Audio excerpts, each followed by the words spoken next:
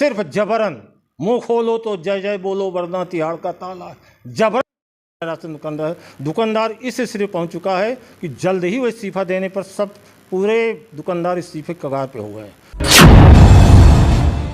भाई दुकानदारों के पास इतनी इनकम नहीं है, 2-3 हज़ार रुपये महीना मुश्किल से बच पाता। 60-70 हज़ार रुपये का सबका ड्राप आ रहा है, 3 महीने में लाखों के ऊपर जा रहे हैं कि पैसा कहाँ से आएगा। किसी तरह उसकी जीविका चल रही है तो और घर से लग नहीं सकता, है ही नहीं पैसे, तो इसलिए ये तो प्रॉब्लम खड़ी होगी। अगर इस प्रॉब्लम को अगर माननीय मुख्यमंत्री नहीं सॉल्व करेंगे तो सब लोग को चाबी देनी पड़ेगी, अपना बंटवाएंगे वो अपना व्यवस्था करके सरकारी तंत्र से जैसे भी हो सकेगा।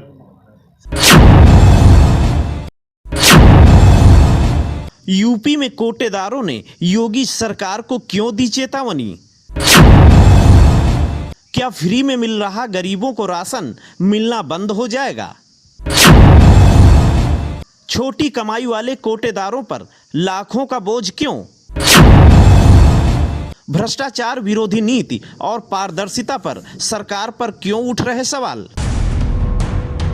बात सिर्फ उत्तर प्रदेश की नहीं, अगर पूरे देश की जाए तो ज्यादातर हिस्सा ग्रामीण और इस ग्रामीण में बसने वाले करोड़ों लोग गरीब और अत्यंत गरीब हैं। उसके लिए सरकार ने कई योजनाएं चला रखी हैं ताकि गरीबों को फायदा मिल सके।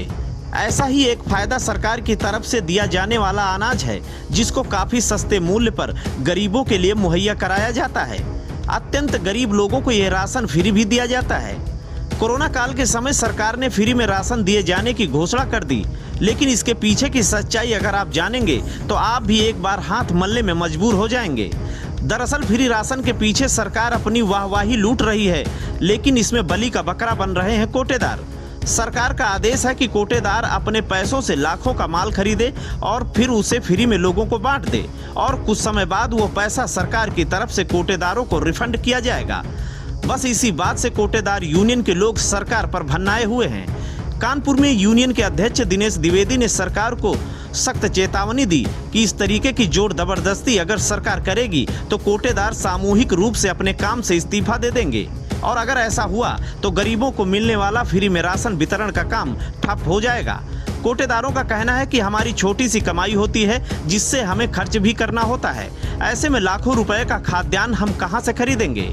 कोटेदारों ने आरोप लगाया कि सरकार ने ई पॉस मशीन के प्रयोग के लिए सभी कोटेदारों को 17 रुपए प्रति कुंटल के हिसाब से पैसा देने की बात 2017 में कही थी, जिसका भुगतान कोटेदारों का लाखों में है और सरकार 4 साल बाद भी नहीं दे पाई। इसलिए हम कैसे विश्वास कर लें कि आज जो हम लाखों रुपए लगाएंगे उसका भुगतान सरकार कब करेगी। इसके साथ ही कोटेदार यूनियन ने ये आरोप भी लगाया कि विषम परिस्थितियों में भी हमारे कोटेदार मैदान में डटे रहे और तकरीबन 5 दर्जन कोटेदारों को कानपुर में जान से हाथ भी धोना पड़ा, मगर योगी सरकार को कोटेदारों की तनिक भी चिंता नहीं। जिस फ्री राशन के लिए सरकार अपनी पीठ थपथपाने से नहीं चूक रही, दरअसल वो पीठ सरकार की है ही नहीं, वो पीठ तो कोटेदारों की है। सरकार कंगाली की उस दहलीज पर खड़ी है जहां पर 2 वक्त की रोटी गरीबों को पहुंचाने के लिए अब इस दौर से गुजरना पड़ रहा है। अब कोटेदार योगी सरकार से आर पार की लड़ाई करने के लिए कमर कस चुके हैं। Bureau report, Ashok Kumar Yadav, INF, Uttar Pradesh. Ration कोटेदार बड़ी विषम स्थिति से जूझ रहा है।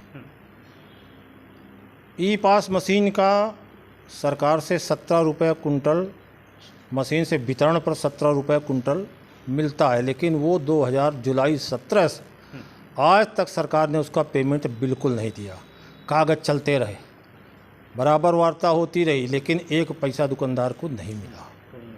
इतना पहले से बकाया है, दुकानदार परेशान है कि वो भी नहीं मिला है। दूसरा, इन्होंने 3 माह खाली बोरों का लिया, उसका भुगतान नहीं दिया। अगले महीने हो जाएगा, अगले महीने हो जाएगा, टालते रहे, विषय बढ़ता चला गया। आज तक उसका पैसा भी इन्होंने नहीं दिया है। तीसरा विषय है जो सरकार द्वारा 3 माह के फ्री राशन वितरण की व्यवस्था की गई है, वो वितरण व्यवस्था में सरकार ये कह रही है कि ये फ्री है, लेकिन राशन दुकानदार से पूरा पैसा लेकर फ्री वितरण कराया जा रहा है। इसका पैसा मिलेगा जब पूर्व का इतना भुगतान बाकी है, सरकार नहीं दे पाई है, और ये पैसा देने के बाद पैसा दुकानदार को मिलेगा कि नहीं मिलेगा, कोई अधिकारी भी इसका मजबूत जवाब नहीं दे पा रहा है। जब इस परिस्थिति से बोरा बेचता था तो दुकान का किराया देता था, उसके अन्य खर्चे आते तो वो भी ले लिया। कमीशन नाम की चीज़ इतने दिन से 70 रुपये कुंटल में दुकानदार किस तरीके से जिंदा है, बड़ी कठिन विषय है। अब है कि 17 रुपये कुंटल कुछ भी देने के नाम पर कुछ भी नहीं है, सिर्फ जबरन मुँह खोलो तो जय जय बोलो वरना तिहाड़ का ताला, जबरन राशन दुकानदार इस स्थिति पहुंच चुका है कि जल्द ही वो इस्तीफा देने पर सब पूरे दुकानदार इस्तीफे के कगार पे हो गए।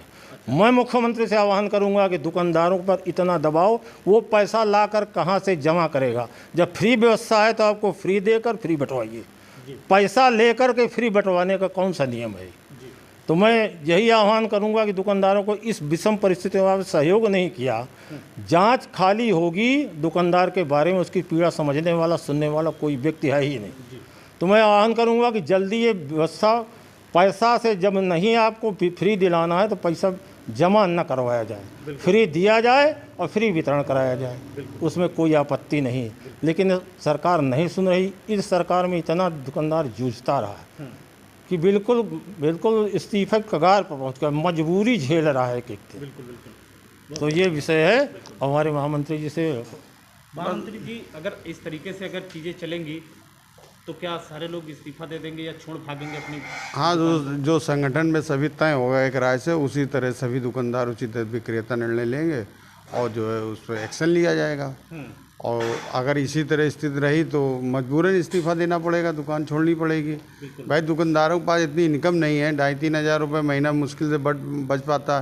60-70 हज़ार रुपये का सबका ड्राप आ रहा है, 3 महीने में लाखों के ऊपर जा रहे हैं कि पैसा कहाँ से आएगा? किसी तरह उसकी जीविका चल रही है तो, और घर से लग नहीं सकता, है ही नहीं पैसे। तो इसलिए ये तो प्रॉब्लम खड़ी होगी।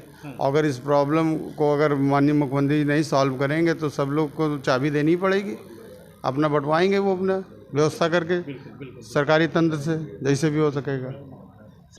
एक कोटेदार, किसी के यहाँ 800 लोग हैं, किसी के यहाँ 500 लोग हैं, किसी के यहाँ 600 लोग हैं। कौन किस तरीके का व्यक्ति आ रहा है, हर एक को बायोमेट्रिक, अपनी जितनी सरकारी संस्थाएं हैं उन सभी संस्थाओं में माननीय मंत्री जी के आदेश पे बायोमेट्रिक बंद हो गई। कोटेदारों के यहाँ क्यों नहीं बंद करी? हमारे यहाँ कानपुर नगर के कई कोटेदार कोरोना में ग्रसित होकर के ख़त्म हो गए। आज तक उनके परिवार की कोई सुध लेने वाला नहीं है। हमारे खाद्य क्षेत्र कैंट के कोटेदार राजेंद्र सोनकर जी, उनकी वाइफ भी नहीं, उनकी 2 बच्चियाँ जो अभी नाबालिग है, उनकी दुकान आज तक नहीं है। पिछले कोरोना काल में वो ख़त्म हुए थे। सरकार ने आश्वासन दिया था कि आप फ्रंटलाइन वर्कर हैं, हम आपको साथ देंगे और आपके परिवार का भी। आज तक किसी भी अधिकारी ने सुध नहीं ली कि उन बच्चियों का जीवन यापन कैसे चल रहा, उनके माँ बाप नहीं है। माननीय मंत्री जी कहते हैं, मुख्यमंत्री जी, कि हम हर बच्चे, अनाथ बच्चे का भरण पोषण करेंगे। किस बेस पे करेंगे जब कुछ दिखता नहीं?